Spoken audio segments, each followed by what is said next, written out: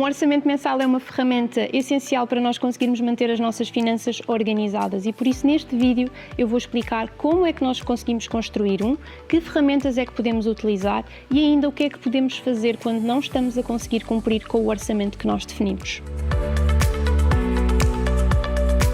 Um orçamento mensal é uma base essencial para nós construirmos uma boa vida financeira, termos uma vida financeira tranquila. Porquê? Porque o orçamento mensal ele vai permitir que nós consigamos distribuir o nosso rendimento pelos diferentes gastos que nós temos. Seja os nossos gastos fixos, aquelas despesas obrigatórias que nós temos e que com um orçamento vamos conseguir perceber quanto é que elas representam no total do nosso rendimento, seja alocar algum montante à poupança, seja definir também montantes que queremos gastar em despesas variáveis como consumo, lazer, refeições fora, supermercado, e é essencial para nós conseguirmos perceber o estilo de vida que podemos criar e as despesas que nós queremos inserir no nosso orçamento. Se nós tivermos um orçamento mensal bem construído, alinhado com a nossa realidade, ele vai nos permitir tomar decisões financeiras muito mais conscientes, porque nós vamos conseguir perceber exatamente que gastos é que nós podemos assumir, como uma mensalidade extra, por exemplo, um serviço que queremos contratar, uma compra que nós vamos querer fazer, e com o orçamento construído nós vamos conseguir perceber se esse gasto cabe no nosso orçamento. É também fundamental para evitar endividamento, ou seja, permite que nós gastemos o nosso salário de acordo com as nossas possibilidades e que não tenhamos gastos todos os meses superiores àquilo que nós ganhamos. No fundo, acaba por nos permitir disciplinar os nossos comportamentos e ter uma relação muito mais benéfica com o nosso dinheiro. Tentar criar um orçamento onde exista uma rotina económica é fundamental para nós conseguirmos viver com pouco dinheiro e termos espaço para poupar, para investir e para gastar dinheiro naquilo que nós realmente gostamos. Esta rotina económica passa por nós tentarmos ter um estilo de vida simples, sem muitos gastos. Idealmente, levar refeições para o trabalho, para não termos que almoçar ou jantar fora todos os dias, levar água, levar snacks para não termos que estar constantemente a ir ao café, tentar optar pelo trajeto mais económico para o trabalho, criar boas rotinas organizadas que nos permitam poupar combustível. Além disso, também devemos tentar evitar hábitos de consumo semanal que nos façam gastar dinheiro desnecessariamente e tentar trocar os nossos momentos de convívio com os nossos amigos ou com a nossa família por alternativas mais económicas.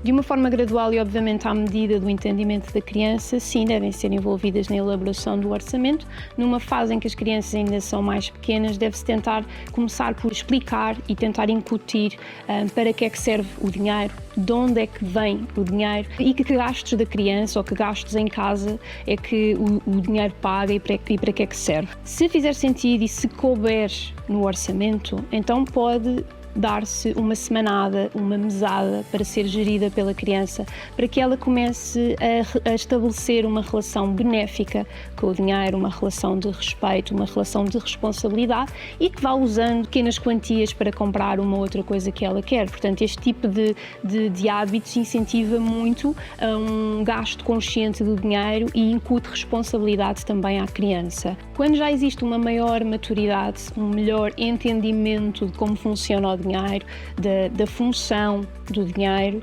então a criança ou o adolescente já pode ser envolvido de uma forma mais ativa, mais participativa, também para contribuir em algumas decisões, alguns momentos de lazer em família, algumas exigências até, explicar a realidade familiar, o que é que cabe, o que é que não cabe no orçamento, quanto representam os gastos com educação, com consumo, com vestuário, com alimentação, podem representar uma boa ajuda para que a criança ou o adolescente, neste caso numa fase de maior maturidade, consiga estar mais envolvido no orçamento familiar e acabe também por contribuir para melhores decisões financeiras.